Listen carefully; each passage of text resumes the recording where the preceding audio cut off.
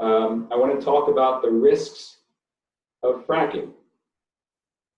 But I want to tell you what it is that I'm going to cover in my talk today. And the first thing, perhaps one of the most important things, is how I define fracking. It has different meanings for different people. It has a different meaning for the oil and gas industry than it does for people outside the oil and gas industry. So I want to be clear with you when I talk about fracking, what I mean. So here is how I define fracking. It is everything that the oil and gas industry must do to get oil and gas out of shale formations and get those oil and gas products to their markets. So my definition of fracking goes beyond just fracking. It includes drilling, it includes fracking, but it includes processing of oil and gas after it comes out of the ground. It includes transporting the oil and gas, storing the oil and gas, burning and emitting oil and gas, and processing of the wastes from all these processes. So it is all-encompassing, it is holistic, it is everything that the industry does. Because most of the risks, this talk is about risk, most of the risks reside not in fracking, but in all the other activities, those that come before fracking and those that come after fracking. So I hope I've made that very clear, and that as we proceed, you will see that I will be talking not just about the act of fracking, but everything that comes before, everything that comes after. Second thing I want to talk about, the one thing I will talk about next, is particular to Mexico. Where are the shale resources in Mexico?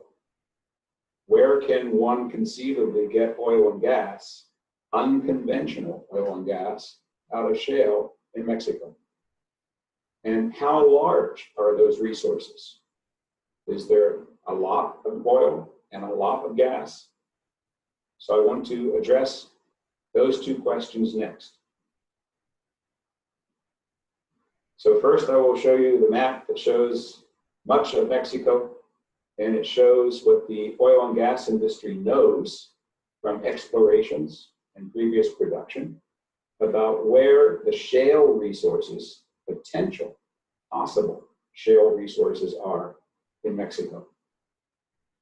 So you're all, of course, familiar with what's happening in southern Texas with the Eagle Ford shale resource. And here are many of you in Saltillo today. And there are various basins that have been identified as potential sources for developing oil and gas from shale. And you'll notice that they're mostly on the eastern and northern part of Mexico. Next slide. I'm going to focus on what is currently most likely the most prolific, the most potentially productive basin. And that's the Burgos. So once again, here is the Eagle Ford with all the wells that have been drilled to get oil and other resources in the US. Here again is Saltillo. And everything that's in pink is potential gas, just gas, methane. In yellow, you have the possibility of wet gas. That's gas plus natural gas liquids. And what's in green is potential for oil. So as you can see, the Burgos Basin is mostly associated with the production of gas and natural gas liquids. So the next question is, if that is where most of the shale resources in Mexico are, how big are those resources? So here is a map of the world. that shows all the current known shale basins. The ones that are assessed are in red. The ones that are in yellow are assessed but approximate. And important to note here is that we look at the technically recoverable shale gas resources in trillions of cubic feet. Mexico ranks number 6 in the world. If we look at technically recoverable oil resources from shale, Mexico ranks 8th in the world. And I want to emphasize by noting in red and underlined that these are technically recoverable resources. I hope someone will ask me a question later. What does that mean? Does that mean that Mexico could conceivably produce 545 trillion cubic feet of natural gas and 13 billion barrels of oil from its shale resources? The answer is no. So then how much could they develop? I'll let you ask that question.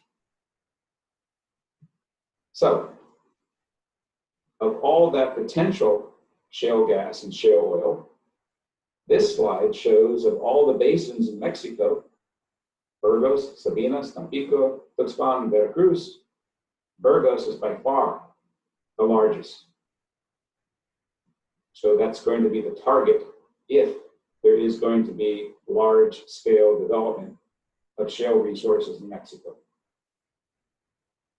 So you can conclude, based on this part of my talk, that Mexico indeed has relatively large, technically recoverable shale gas and oil resources.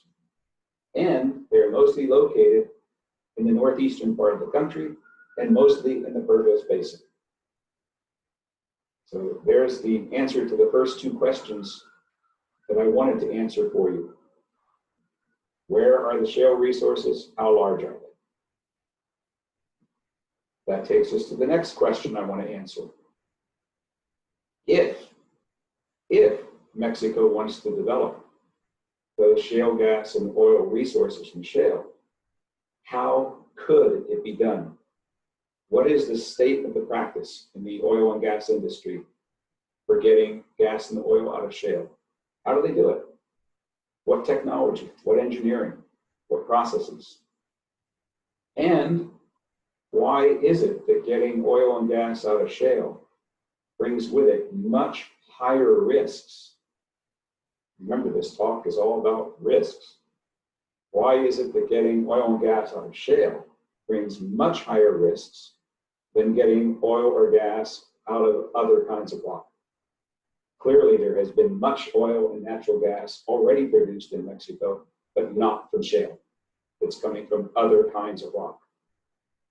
Why are there higher risks if you're going to develop oil and gas from shale? So those are the next two questions I'm going to try to answer in the next few minutes. So how is it done? What is the state of the practice? Modern. How is it being done today in Pennsylvania, in Texas, in North Dakota, in West Virginia, in Ohio, in Argentina? So here is a cartoon produced by the oil and gas industry that attempts to show most of the technology that is absolutely necessary to get oil or gas out of shale.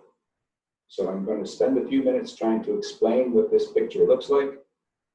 It's idealized, it's a cartoon, it's an artist's rendition, and then I'll show you what it really looks like. So obviously everything begins on the surface. And on the surface, there is a development of a pad. A pad is an area where the drilling and the fracking take place. In this case, since we're talking about shale, the drilling first starts by going vertically downwards into the shale formation. So I'm outlining right now an artist's rendition of a layer of shale, sometimes 1, 2, 3 kilometers, 4 kilometers underground.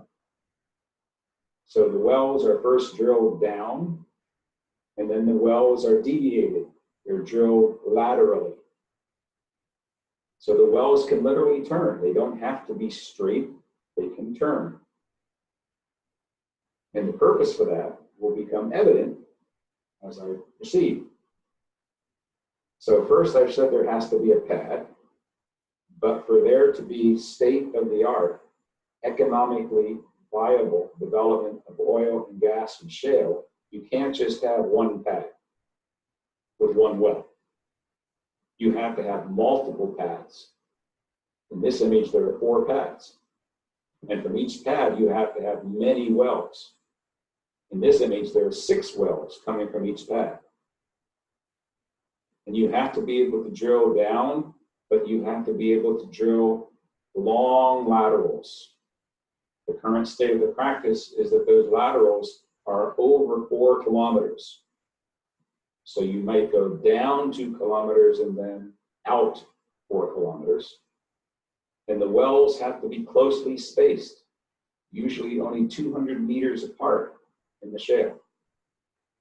The reason for that is because there's oil or gas everywhere in shale. There's oil or gas everywhere in the shale. It is not traditional oil and gas development where the oil or gas has accumulated in a single reservoir pocket.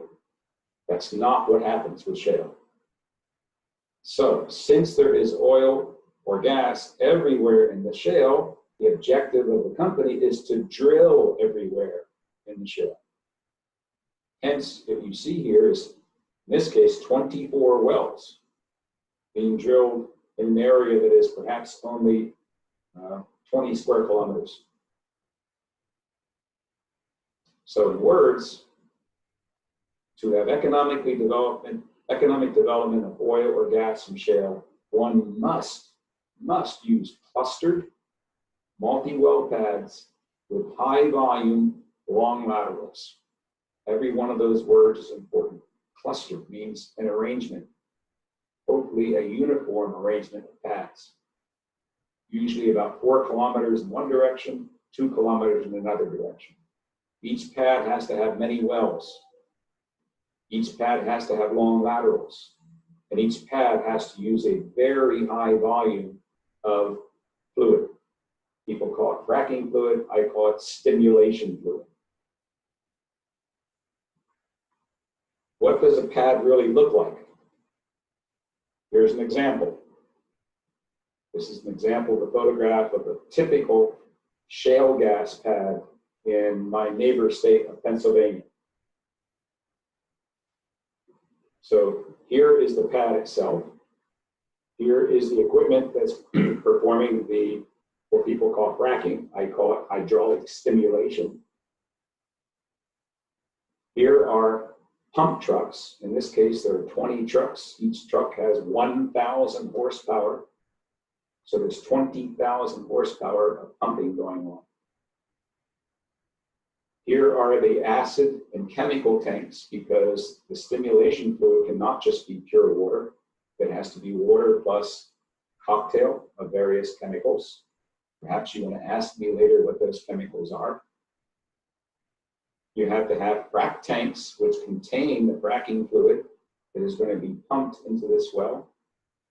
You have to have sand trucks, because you not only pump a fluid into the well, but you pump sand. You have separators, condensate tanks, and impoundments. This impoundment might initially have fresh water in it, but after the hydraulic stimulation or fracking, it will have wastewater in it. So that's a typical, what I call generation 1 fracking pad. But there has been large-scale development of oil and gas from shale now for almost 20 years. Gas began around 2001, 2002. Oil began around 2005, 2006. And so the industry is constantly trying to improve their process.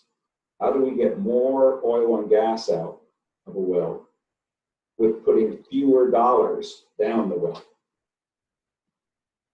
So 15 years ago, that was the past, first generation wells. So here's the vertical part of the well, here's the lateral part of the well. In the first generation, the lateral was about 1.5 kilometers long, and each meter of lateral required 600 kilograms of sand. Move forward about 5 years, we're now 2010, 2012. Second generation, the lateral, 2.5 kilometers. For each meter of that 2,500 meters, 2,000 kilograms of sand. Current state of the art, the wells that are being drilled now in the US, the wells that would be drilled in Mexico. Obviously, a company that's coming to Mexico that is given permission to develop your shale gas or shale oil is going to use very modern technology, state of the art, generation 3. The laterals will be at least 4 kilometers long, and each meter of that lateral will need 3,000 kilograms of sand. I'm going to let you think about those numbers for a minute. Where do you get 3,000 kilograms of sand for every meter when you have 4,000 meters? That sand has to be obtained someplace, it has to be mined, it has to be transported, and then it has to be injected. But it also has to be injected with a large quantity of water. How much water?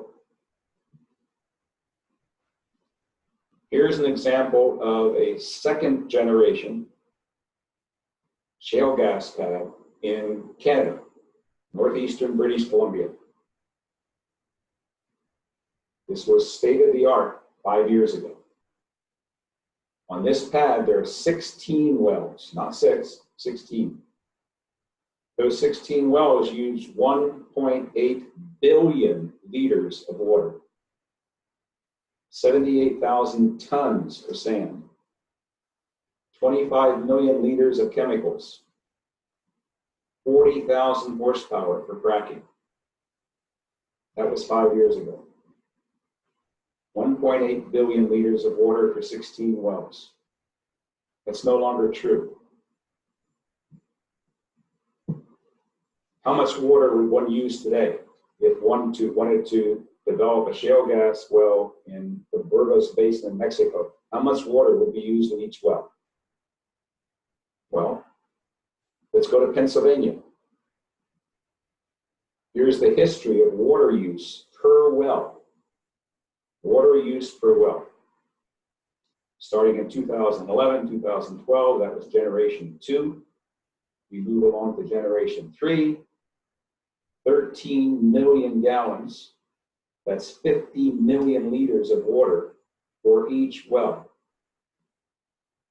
Where will the water come from? And this is consumptive use of water. You only get to use it once. Much of the water that you pump down into the well stays down. That which does not stay down comes back up, but it's no longer water. It's a contaminated fluid. It's a waste product that must be handled carefully and disposed of. Where will you dispose of 10 or 20 million liters of waste fluid from each well when there are 20 or 30 wells on each pad, and there's a pad every 4 kilometers?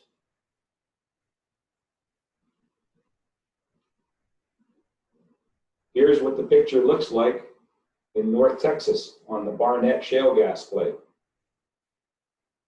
Beginning in the late 1990s, proceeding to today, there are now 18,000 shale gas wells in the area around Dallas-Fort Worth. In this picture, every white dot is a pad. Every white dot is a pad. So this is intense, it's spatially intense. The idea, the objective of the oil and gas industry is to drill everywhere because there's gas everywhere. I'm going to show you now some videos, because one of the problems with developing shale gas or shale oil, one of the problems is emissions, gaseous emissions, notably methane, ethane, propane, butane. A significant percentage of those gases that are being mined never go into a pipeline. They never go to market. They go exhausted into the atmosphere. And when they do, two bad things happen. Methane is an extremely potent greenhouse gas, much more potent than carbon dioxide. So we are exacerbating climate change by methane emissions. Methane is a precursor to ozone. Ozone is very harmful to humans. You emit methane into the atmosphere close to where people live and work and play and go to school, and go to church. You are increasing the probability of creating ozone, especially in sunny climates. So I'm going to show you some videos. I'm going to show them to you. I'm going to let you listen to them, and then I will explain what they are.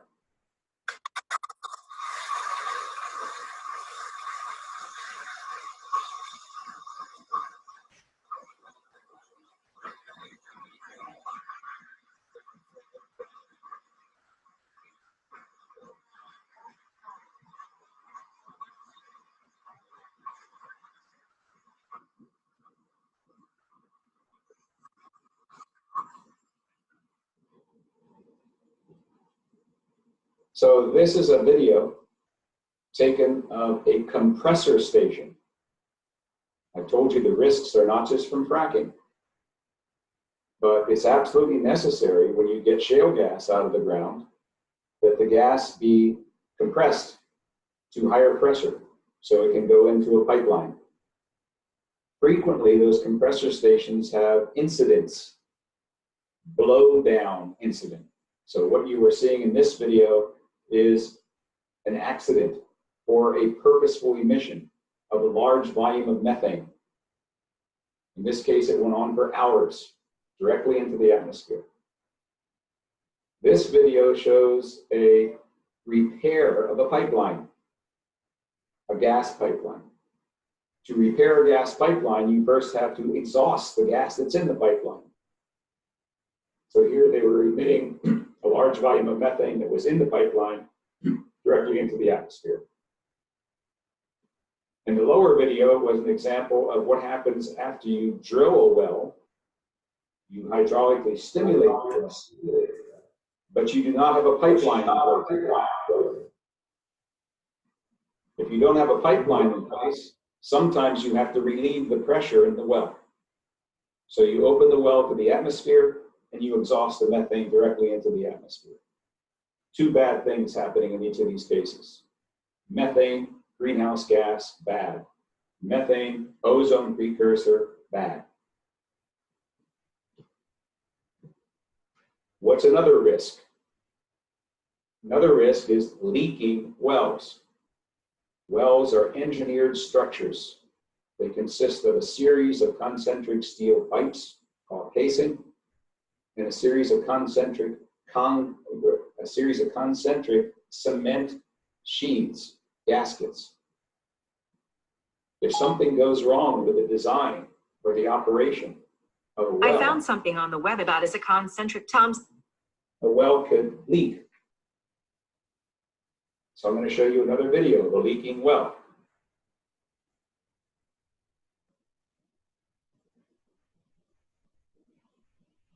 So what you're seeing here is the well head, the steel pipe that's coming from thousands of feet underground. But what you're seeing is bubbling methane gas that's not coming up inside the well, it's coming up outside the well because the well is leaking. If the gas is coming from thousands of meters below the ground and it's getting into the atmosphere, that means there's a probability that it had to go through the water table. If you're acquiring drinking water from an underground source and methane gets into that drinking water, you have a contaminated water source. Also, all this methane is coming up into the atmosphere, going into the atmosphere as a greenhouse gas. Another risk. How frequently do these problems happen? Here's an example of data from Pennsylvania, where there have been over 10,000 shale gas wells. There have been over 4,000 complaints from families, from schools, from churches, from businesses, saying that their water wells have been contaminated. 40%, 4,000 complaints, 10,000 wells. And as you can see, the situation isn't getting any better. The number of wells being drilled every year is going down, but the number of complaints relative to the number of wells is going up. How many families in Pennsylvania have received notice from the government of Pennsylvania that they have contaminated water? 318 cases so far. 4,000 complaints, 318 confirmed cases. That means there are still thousands of complaints that have not yet been processed because there's so much work to be done. So let me summarize this third part of my talk. Why is it that getting oil and gas unconventionally out of shale creates higher risk, more risk, than getting oil or gas out of conventional rock? I'm going to read them for you. Many and much larger pads leads to more habitat destruction. Larger drill rigs with more diesel horsepower, which means more emissions from burning diesel, more noise from the machinery. Larger fracking equipment, higher pressure, higher fluid volume, more diesel horsepower, more water use, more sand use, more chemicals, more emissions. Higher volume of waste from fracking, which means higher probability of risk of spills, risk associated with waste disposal. Larger and longer flaring. There are times when the excess gas coming out of the well has to be burned. Causes night noise and light pollution. More truck traffic. How do you transport those large volumes of chemicals, water, and sand to each pad? Truck traffic. More pipelines. Again, more habitat destruction, more risk of pipeline leaks. More and larger compressor stations and processing plants. Again, higher risk of noise and emissions. More gas migration into the atmosphere. More water pollution from leaking wells. Exacerbation of climate change. In other words, unconventional development of oil and gas and shale leads to more risks and higher risks. Next part of my talk. Will Mexico decide to add its shale gas emissions, the emissions from burning gas and oil and from leakage of gas and oil? Will Mexico decide to add those emissions to climate change? Mexico did sign the agreement in Paris, saying that Mexico as a country was going to do everything it could to decrease emissions, to meet objectives that will fight climate change. So you have choices. Are you going to follow the agreement that you signed, or are you going to abrogate? 7 years ago, I and my colleagues at Cornell wrote a paper, peer-reviewed, published, and we said something that was shocking. So shocking that we were called fools. We were told that we were wrong, that what we were saying could not be true. What we said was that getting gas out of shale would cause worse problems for climate change than getting gas out of conventional formations or getting coal out of the ground or using oil. What we said was the worst possible thing to do for climate change was to develop shale gas. We got published in a very prestigious journal, but we got criticized. We were told we were fools, we were wrong. Not only from the right, but also from the left. Not only from big green organizations, but from the President of the United States, Barack Obama. Unfortunately, we were right. Sometimes it's not fun to be right. It's not enjoyable to be right. What we said is that shale gas and indirectly shale oil are worse for climate than using coal or oil. Therefore, if you want to fight climate change, the worst thing you could do is develop shale gas and shale oil. That's what we said in our paper in 2011. And what have we seen since 2011?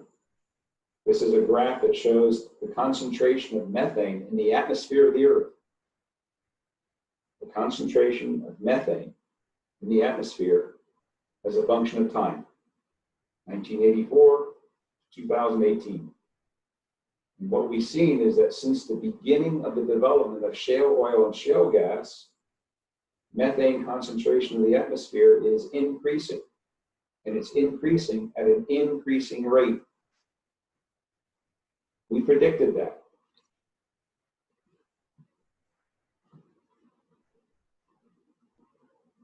So I'm going to show a slide that I'm going to take 2 to 3 minutes talking about that emphasizes the role of methane, CH4, in climate change. Everybody who understands climate change and understands that climate change is mostly being forced by human activity is aware that carbon dioxide, CO2, is really important. But not so many people are aware that methane is equally important. So this is a chart that was published in 2012 in a very good journal by many scientists from around the world as authors. And they created a chart that showed it as a function of year, starting from 1900 all the way out to 2070, global warming. So this is degrees centigrade.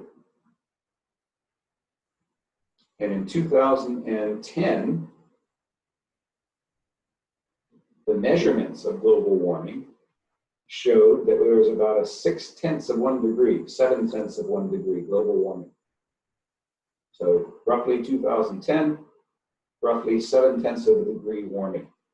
Relative to 1900, global warming actually began to occur because of human actions when we began the Industrial Revolution, 150 years before 1900.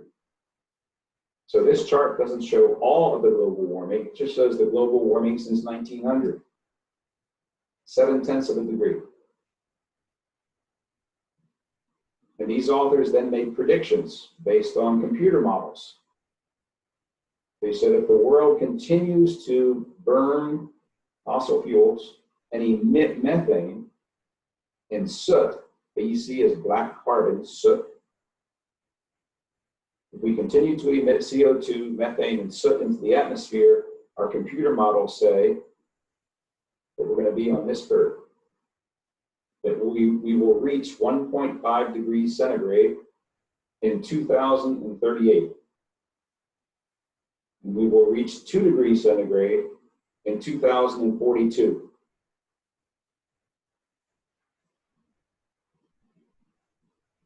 They said if you want to have a substantial slowdown of global warming, slowing down carbon dioxide, that's this red curve, will have no effect.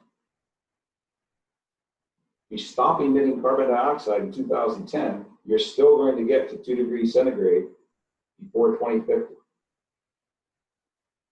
They said that the only way you can have a substantial slowdown in global warming is to decrease methane. That's this curve. Well, that's the story from 2012. It's now 2018. We have more data on global warming. So I'm going to take this chart and I'm going to add data to it. The data I've added are these red dots. So for each year since 2009, I've taken the data collected by NASA and other entities all around the world. So I'm extending this black line, point by point, 2010, 2011, 12, 13, 14, 15, 16, 17, 18.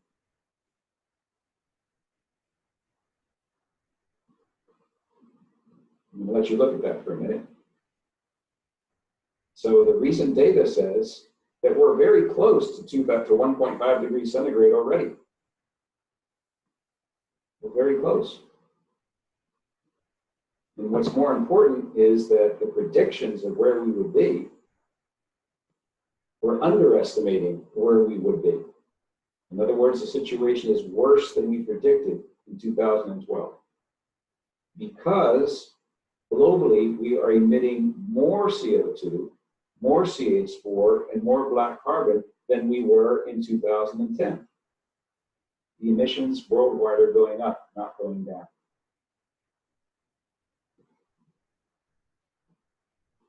And of course, just 2 weeks ago, the Intergovernmental Panel on Climate Change latest report says the world's leading scientists have warned governments that there are only about 10 years left to avoid a global catastrophe. 10 years. Here we are, 2018. These years are critical. Can we start getting these red dots to go down?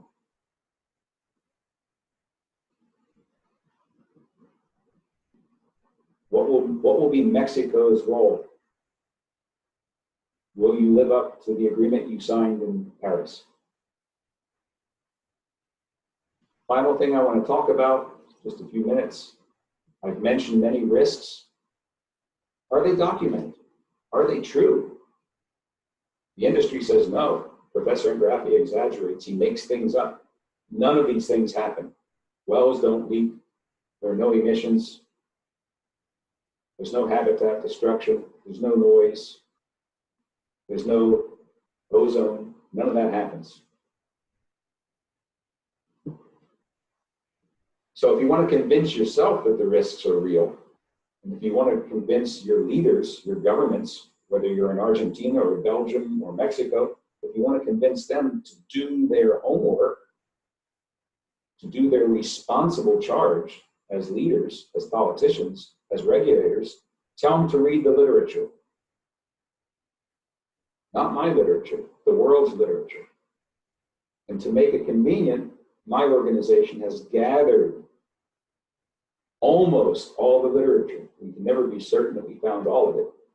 But as far as we know, almost all the peer-reviewed literature that have been published on the concept of shale and tight gas development. Here's the website. You'll be able to go to it after my talk. We have over 1,600 peer-reviewed papers. 1,600.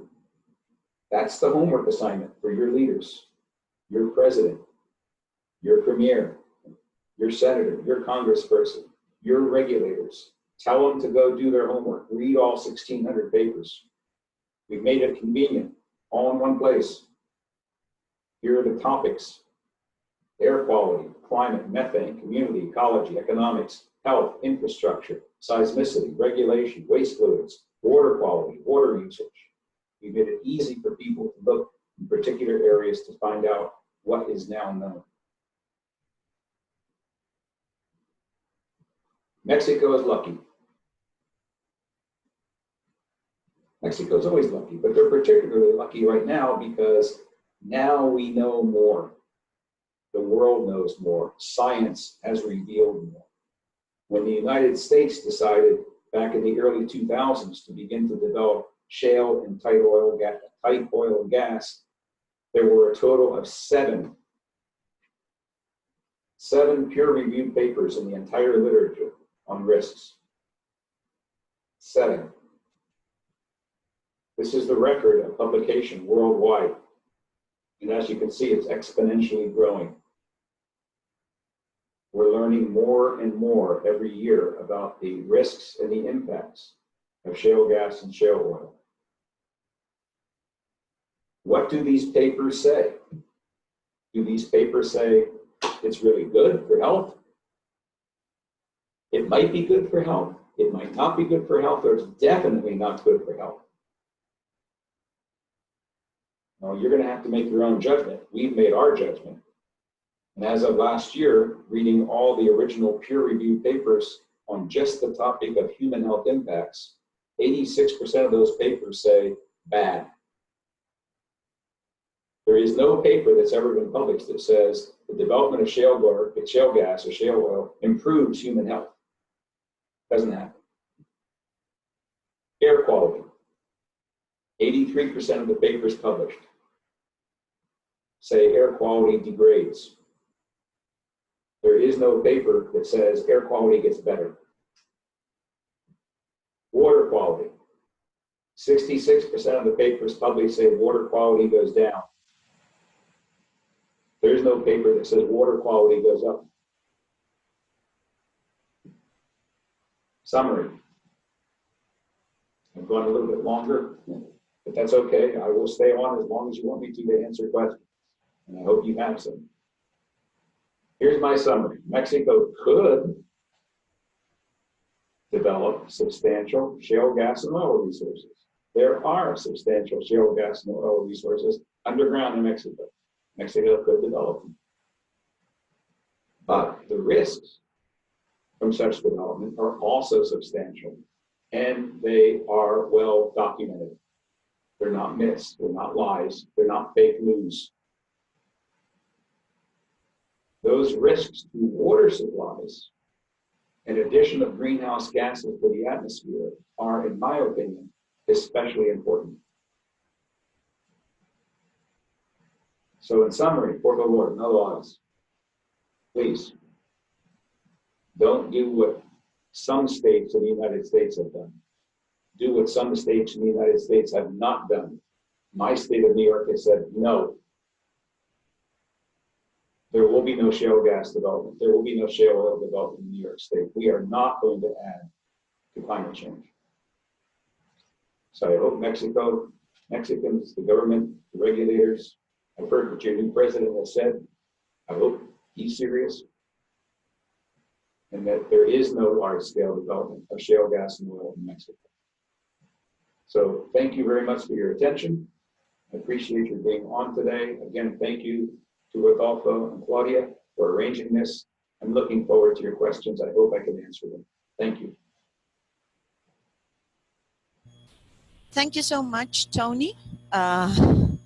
I think all of us have a lot of food for thought, and I'm going to go ahead and take some of the questions that have been coming in.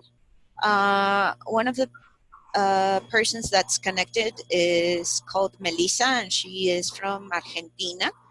She is letting us know that in Argentina they subsidize the gas corporations through the price of gas. And they are paying very high tariffs of gas to make it profitable for the companies to do the extraction in Vaca Muerta. And she's also letting us know that recently there was a huge spill, and she is wondering about your opinion of what's happening in Vaca Muerta and how they are trying to further extraction in that region. I've done a lot of reading about the Vaca Muerta, starting from 5 or 6 years ago when there was some exploration. Again, Argentina, if I go back, I'm going to have to go back many slides here.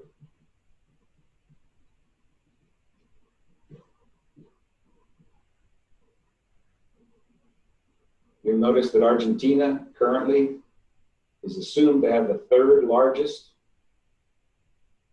shale gas resource and the 4th largest shale oil resource. So it was obvious that the American companies that had developed these techniques that I told you about were going to target another large resource. So they went to Argentina. And of course, what they found was not the same conditions that are in the US, where if you want to develop a well in Texas, you have the equipment, you have the personnel, you have the processing, you have the pipelines, you have the seaports, you have all that technology available. They went to Argentina and they found none of that. So they spent the first 5 years begging the government, help us, pay us to do this. Tax Argentinians so that private corporations working with the government can make money. What do I think of that? I think it's absurd. Does Argentina need shale gas and shale oil for its own uses for energy? Absolutely not. Does Argentina have virtually unlimited supplies of renewable energy in the form of sun and wind? Absolutely. Will Argentina live up to its signing the Paris Accords? Not if it develops Vaca Muerta completely. Who benefits? Who benefits? What's good for the Argentinian people here? I haven't read anything about that. I've read companies saying they're going to make huge profits. They're going to be able to export natural gas from Argentina. It isn't going to stay in Argentina. You don't need that much for your population. So you're going to be developing your resource to be exported to other countries so that companies can make money on the backs of subsidies from the Argentinian people. Wonderful. You want to do that, go right ahead. I'm sorry I'm being sarcastic, but I really am appalled at what some countries are trying to do for no good reason for the country itself. Next question, I hope.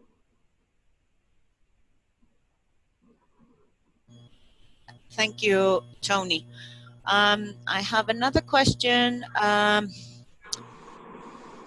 Priscilla is asking, is it true that fracking is used to also to drill conventional hydrocarbon wells? Why do you not oppose it, but you do oppose fracking in the case of non-conventional ones?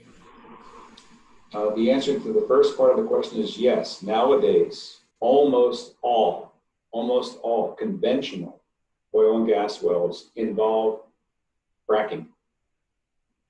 Almost all oil and gas wells everywhere on the face of the earth involve fracking. Second part of the question is, am I opposed personally as an engineer scientist? Am I opposed to fracking? I'm not opposed to fracking because for the same reason I'm not opposed to, let's see, what analogy can I use? Any technology that enables something else to happen. It's not the enabling technology that I'm opposed to. It's the use of the technology. So fracking is currently being used to get oil and gas out of the ground. It makes no sense for me to say I'm against fracking. It makes much more sense for me to say I'm against drilling. I'm against pipelines. I'm against compressor stations. I'm against transporting and storing oil and gas. Those are where the risks are. So you can ask me, am I against fracking? Sure, I'm against fracking, but that's not important. I'm against drilling. We have enough oil and gas wells already drilled on the face of the earth. I'm going to say this very slowly and very clearly. We already have enough oil and gas wells already drilled, already producing on the face of the earth to provide the earth, the people of the earth, with all the oil and gas they need to transition in a managed way from a mostly fossil fuel world economy to a mostly renewable energy world economy. What we should be doing now, what we should have been doing for the last 20 years, is figuring out what we agreed to in Paris.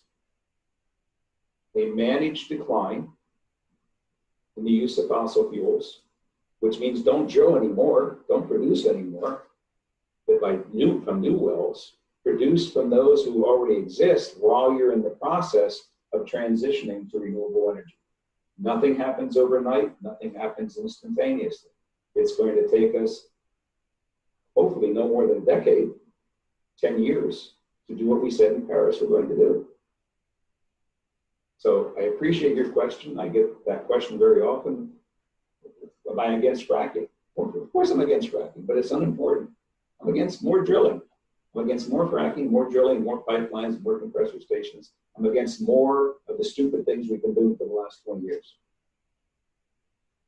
I hope that answers your question. Thank you. Yourself.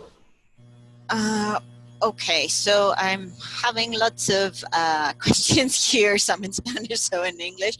I'll try to keep the focus here. Person that logged in as Sistemas is asking, what is the percentage of water use in Texas or Pennsylvania for fracking compared with other industries, for instance, livestock? I get that question very often. The answer in both cases is very small. A very small percentage of all the water use in Texas or Pennsylvania goes to fracking. But again, it's the wrong question to ask. If you have an area that's water stressed, and most of Texas is water stressed,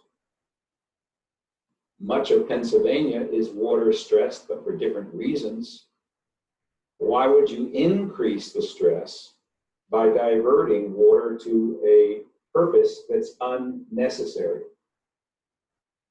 Livestock raising is necessary. Agriculture is necessary. Oil and gas development is not, new oil and gas development is not necessary. Certainly not unconventional oil and gas development that, as I pointed out, requires much more water use, 50 times more water use than conventional. So if you don't ask the right question, you're not going to get the right answer. So the question you're asking isn't the right one. It's, if you're living in an area where there is water stress, either quality or quantity, why would you increase that stress to do something that's not necessary? Further, many of the uses, most of the uses of water in Texas and Pennsylvania for agriculture and livestock are non-consumptive. The water doesn't disappear when a cow drinks the water. The water doesn't disappear when you grow corn in Pennsylvania. The water becomes part of the hydrologic cycle. It comes back again someplace else as water, usable water, non-consumptive use. Most of the use of water for shale gas and soil oil is consumptive. Once you use it, it's gone. It's removed from the hydrologic cycle. I hope I answered your questions. Thank you again. Good ones.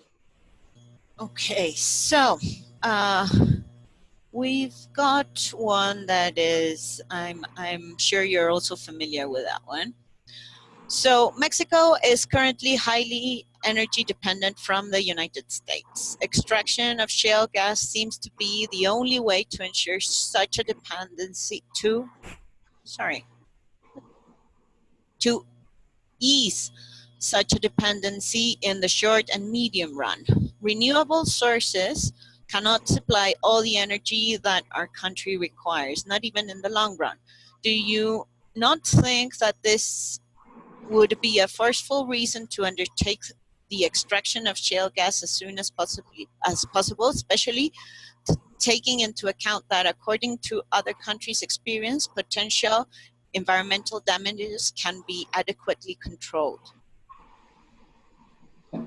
I'd like to know who asked that question. No, no, and no. So I completely disagree with two of the parts of your question, that it has been shown in other countries that the impacts, the risks, the negative impacts and risks can be controlled. Read the literature. Don't give me your opinion without the literature. I just told you where to go get the literature, and I told you that if you read the literature, you find out that the vast majority of the literature concludes that you're wrong. Not me saying that, scientists around the world, health professionals, doctors, engineers, scientists, climate scientists, hydrologists, doctors, they're saying it, not me. So I completely object. Discredit your notion that other countries have shown that it can be done safely. Second thing you said, Mexico can't ever, even in the long run, provide all its energy from renewable resources. Why not? Show me the calculations. There are some countries on Earth that are already almost doing it. Wind, solar, geothermal, tidal, bio. If you want to do nuclear, go right ahead. I wouldn't, but if you want to do that, fine. These are all renewable sources. The United States of America, most states in the United States have said that they are going to be 100% renewable energy by 2050. So if states in the US can do it, why can't Mexico? If New York State, I'm in New York State, but we don't get as much sun as Mexico in most places. Okay? If New York State intends to be 100% renewable energy before 2050, 50% renewable energy by 2030, what makes you say that Mexico can never do it in the long run? They have to. Every other country on Earth has to. Or we're all dead from climate change. Those are your choices. So I reject the premises of your question. I hope I offered you reasonable answers. Thanks, Tony.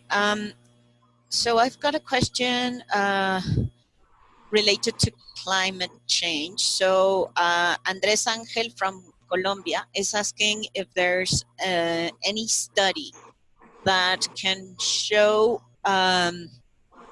what would happen in terms of emissions if somewhere were to develop the totality of the technical recoverable reserves. For instance, what would happen if Latin America would start doing fracking, and how would that change the contribution of the region in global emissions? Excellent question. I think the answer is yes, because I seem to remember seeing a paper in our database that assigned country by country what percentage of total allowable greenhouse gas emissions would occur if that country were to completely develop its technologically recoverable resources. So I think the answer is yes. I can't remember where I saw the paper, but I can guarantee you that a reference to that paper is in the latest IPCC report. So I would direct the questioner to go to the latest IPCC report, which came out just 2 weeks ago, and search in its exhaustive reference list, and or go to our database and search through emissions categories and find the paper or papers or peer-reviewed report. I'm certain I read something like that somewhere. So let me try to explain. Each country, of course, knows what its technically recoverable resources are. And knowing those, you can do calculations that say if you recover all those technically recoverable resources and you burn them, and you calculate the CO2 from burning them, and you include the methane emissions, then that comprises that country's potential contribution to the total allowable increase in greenhouse gases that each country can do while still trying to keep to its Paris Accord agreement. So this question is beautiful. It's a wonderful question. Whoever asked is really, really onto something. It's a really important question to answer. I can't answer it completely right now. I do know that the global answer is that no country should even think about developing all of its technological recoverable resources. That's just going in the wrong direction. The reasons I just said. Every country should be decreasing its production of fossil fuels, not increasing, if we're ever going to hope to reach what we agreed to in Paris, which, by the way, might be too little too late. Thank you again. Good question. So I'm going to take advantage of the moderation here, and I'm going to ask also if you would be so kind to go to this slide of the graph comparing if we decrease only methane or only CO2, because with the new data that you put there, the message is we're unlikely to get this the nicer color curve that's, I would say, aqua color with because we're already past that temperature in your red dots. Is that what you're telling us? Yes, exactly. That curve. Yes, that is exactly what I'm telling you. If you read, here's my assignment. I'm a professor. I'm giving everybody who's on me today an assignment. I won't give you an exam, but I give you an assignment. Go read the latest IPCC report, IPCC AR5, and read what they say about the most likely things to happen based on currently available science. It says that there is no possibility that we can avoid 1.5 degrees. No possibility left. Just can't do it. And it's highly unlikely that we're going to avoid 2 degrees sometime this century.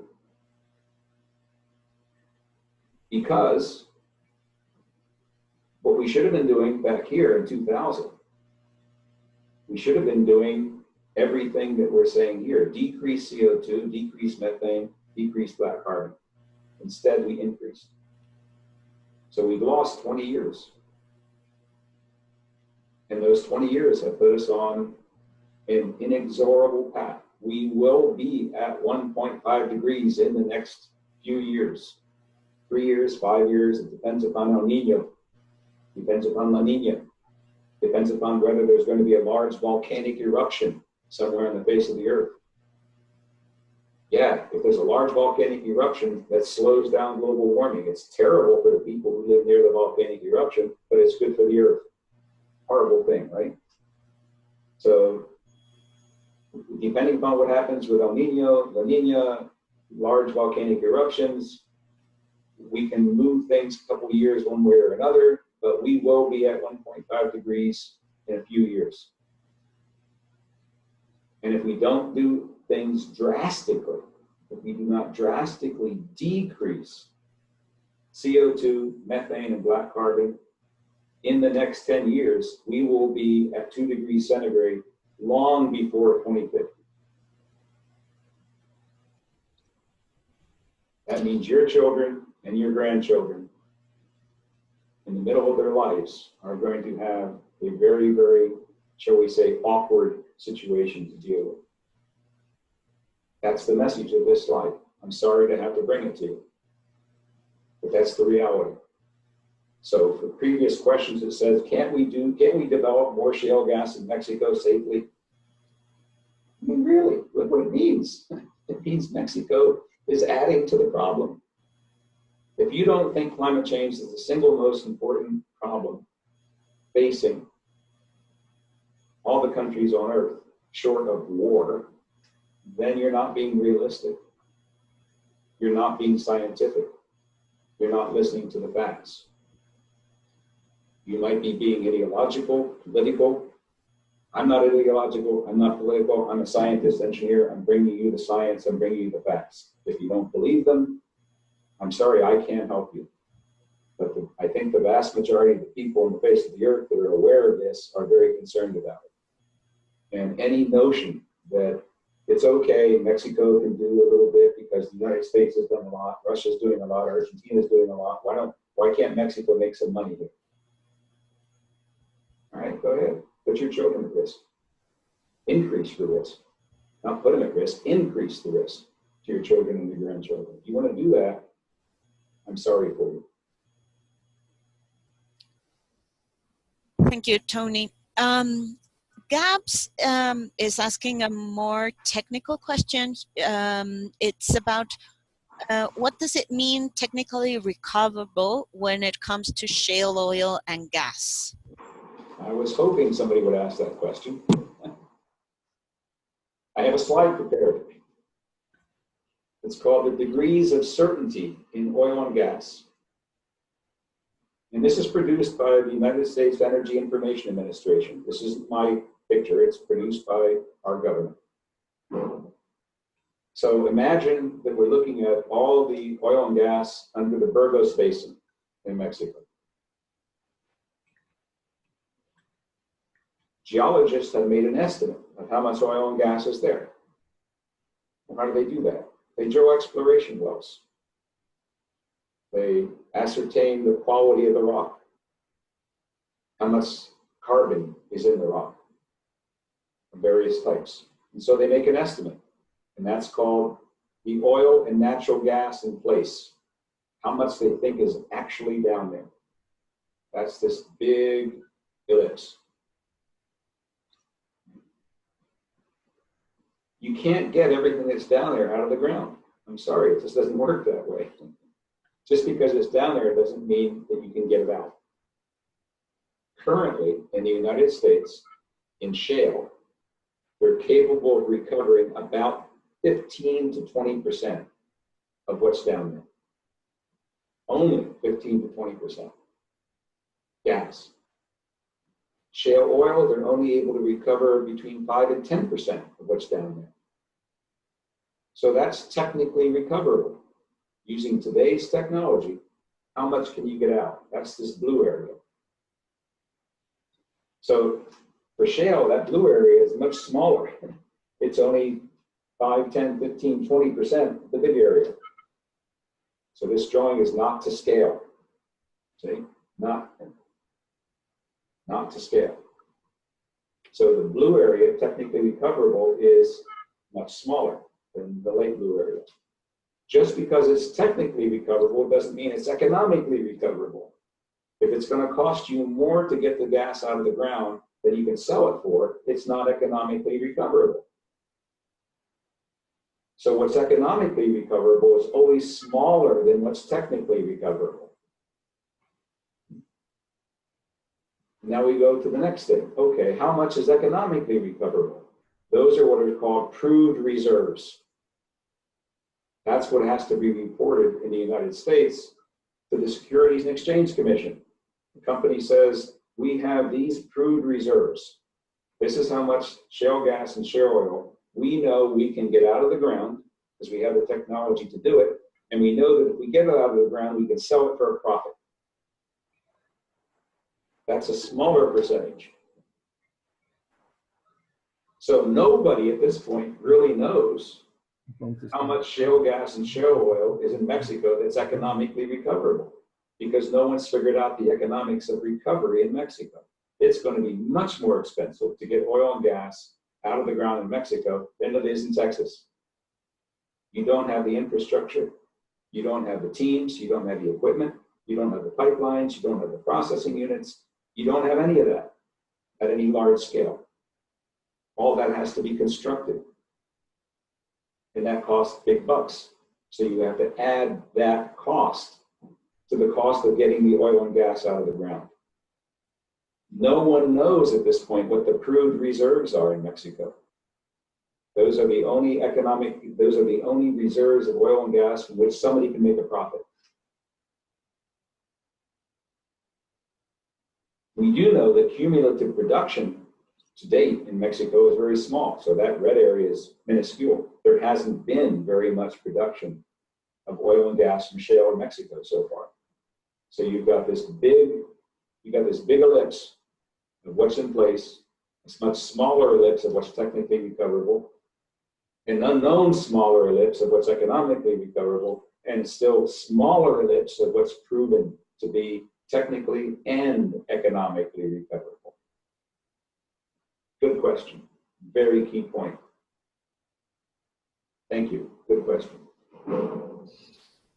Thank you, Tony. I've got one question from Peru.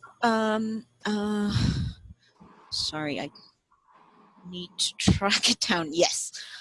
So the map, the world map that you showed didn't mark Peru as one of the sources, but there are 5 different points where it's going on. Why doesn't it come out in the data, he's asking. This is from MO. He doesn't have a full name there.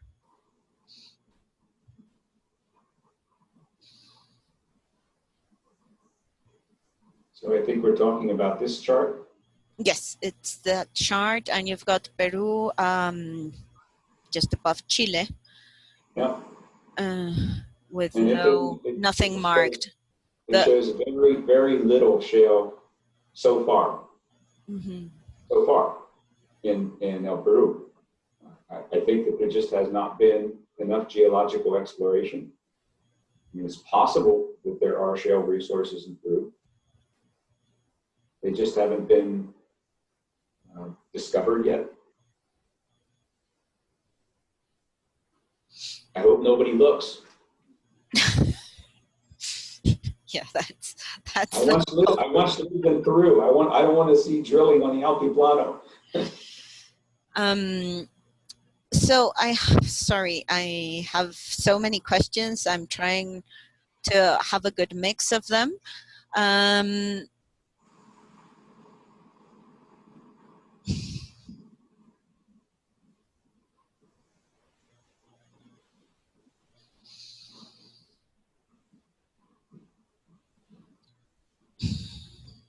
And Rodolfo,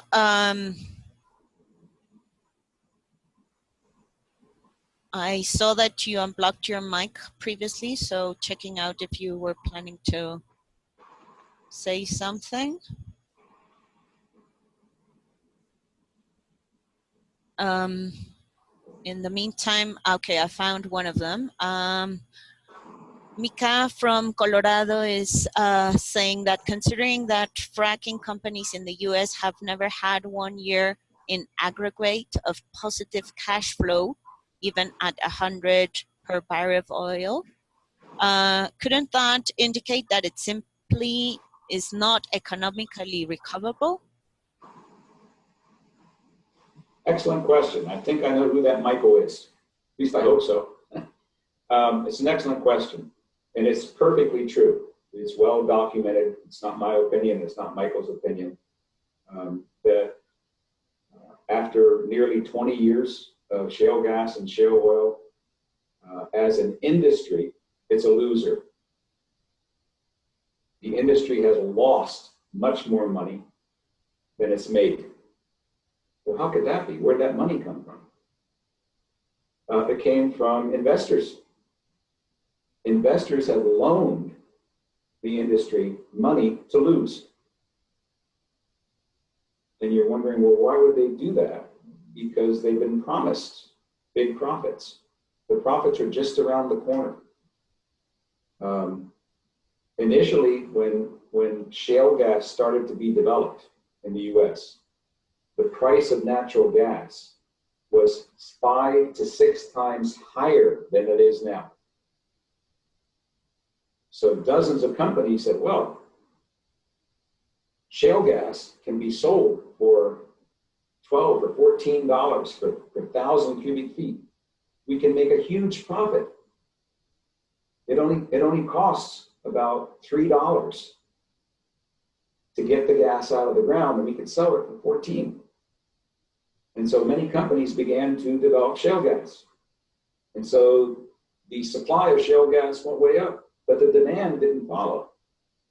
So basic economics says supply goes up, demand stays the same, price goes down. So for the last 4 or 5 years, they can only sell shale gas for between $2 and $3 per thousand. But it costs them at least $3 in those cases to get it out of the ground, so they're losing money. Well, why do people keep loaning them money? Because they keep saying the price is going to go up. Well, when is the price going to go up? When we start exporting it. The more we export, right, the higher the demand is going to be. And countries like Japan and China and countries in Europe will pay much more than Americans will pay. So we'll raise the price of shale gas. Then people will start making money. Hasn't happened yet. Shale oil. When they first started drilling for shale oil in 2005, 2006, price of oil was $100 a barrel or more. And they were saying, well, we can make a profit because it's only going to cost us $50 or $60 a barrel to get it out of shale. And as long as the price is $100, we have a huge profit margin. So they start producing it. The Saudis say, hey, wait a minute. And the Russians say, hey, wait a minute. And the Iranians say, hey, wait a minute. And the Venezuelans and the Nigerians are saying, wait a minute. Who's this United States starting to produce oil? Let's drive down the price by overproducing. So they drove the price down to under $30 a barrel. And the shale oil business in the United States collapsed. Dozens of companies went bankrupt. Hundreds of billions of dollars of investment lost. And it came back again. And they said, wait a minute, let's go borrow some more money because interest rates are zero. I'm giving you a whole big lecture here on the oil and gas economics. Interest rates are still zero in the United States. We can go borrow money at no interest. And as long as some banks in New York City will loan us hundreds of millions of dollars at no interest, they're making money.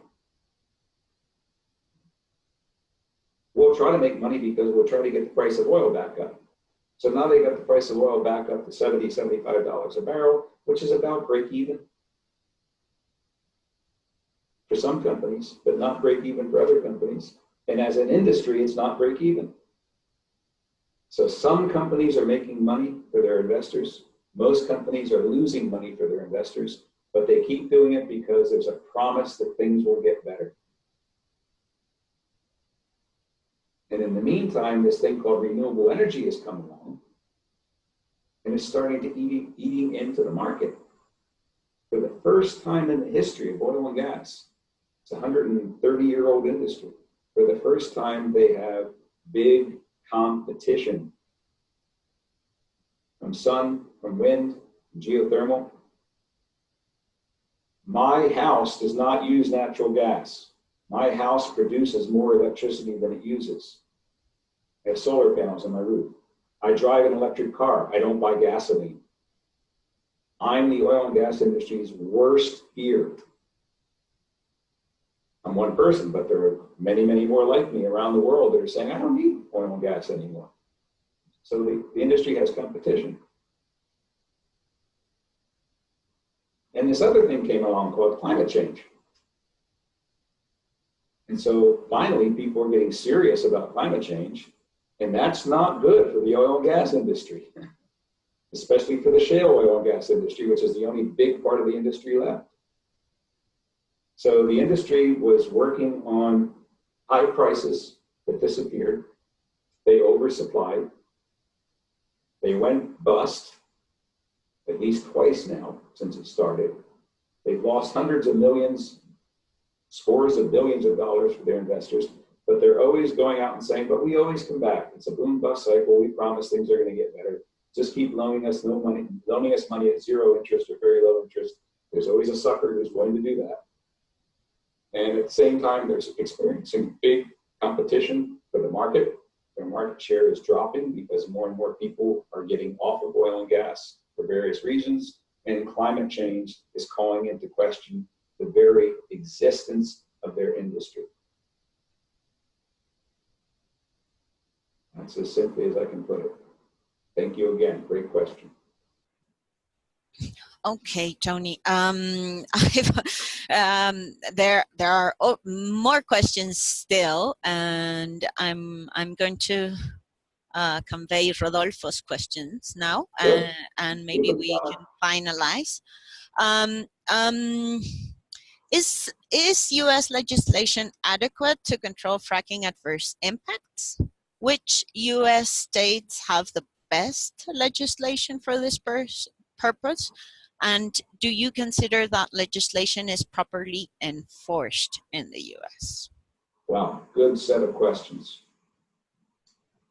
So 50 states, there's shale gas or shale oil capability in, I forget how many, 15, 16 states in the US could produce shale gas, shale oil. In the United States, all regulation and legislation regarding oil and gas development is at the state level, not at the federal level. So it's up to individual states to legislate and regulate oil and gas development, whether it's conventional or unconventional. As I mentioned, some states, New York, Maryland, Maine, Vermont, Hawaii, a couple of others have said, no, we're just not going to do it. We will pass regulations that prohibit it. Not laws, regulations. Some states are allowing it, and to varying degrees, they have very, very bad regulations, not so bad regulations, or bad regulations. In my opinion, and I've studied this very closely, no state that is allowing shale gas and shale oil has good regulations. The reason for that is most of the regulations that are in place do not acknowledge what I tried to explain to you in this talk, which are the vast differences between conventional and unconventional development, and the humongous difference in scale. Everything in shale is bigger. And I have not yet seen a set of regulations in any state in the US that accounts for these differences. The third part of that question, is there any state that enforces the regulations well? Absolutely not. No. No. No. Nine. Whatever language I'm knowing. No. Why? Lots of reasons. They're not regulating the right part of the process. They don't have enough regulators.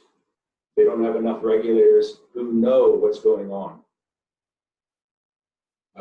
The regulations are too weak. Why? Because if you violate a regulation, the consequence is inconsequential. That is, the fine for doing something wrong is not sufficiently high that a company would be deterred from doing it. Another reason, regulators work for the government. They don't get paid very well.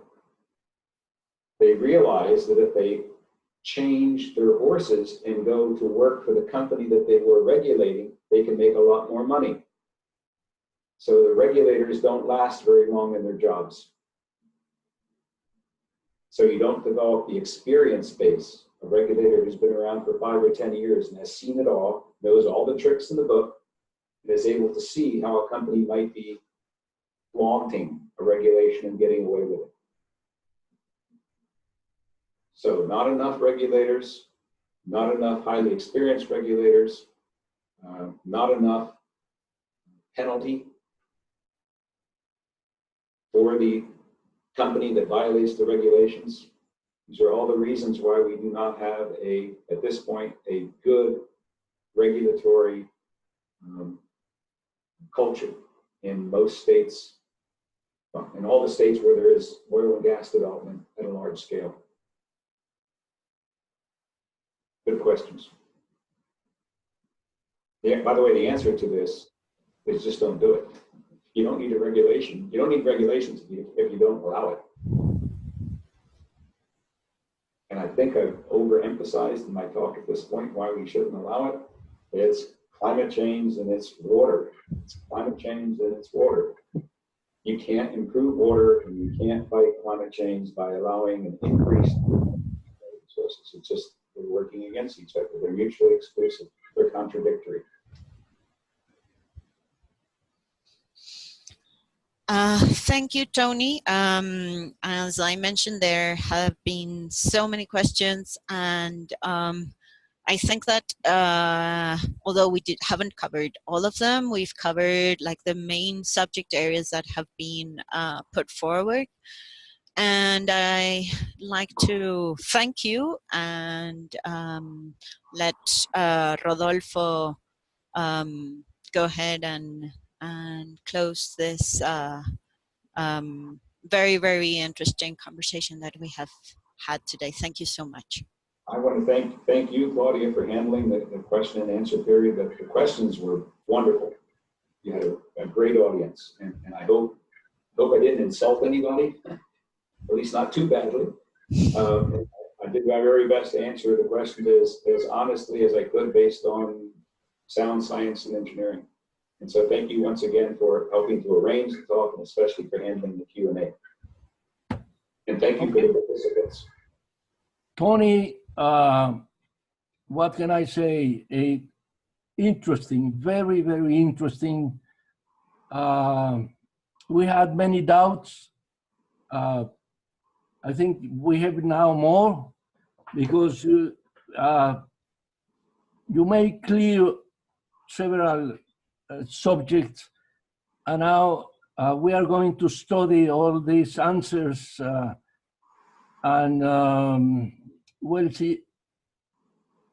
We will see how we can combine all this information together with the questions and answers and use them to perhaps we can make some kind of document, and we want to distribute to the people that is interested in this. It was, all your talk was very clear. Of course, your great experience as a professor gives you this way of explaining very clear, very a way that people can understand. We were, I think, your students in this, we were as students in your lecture.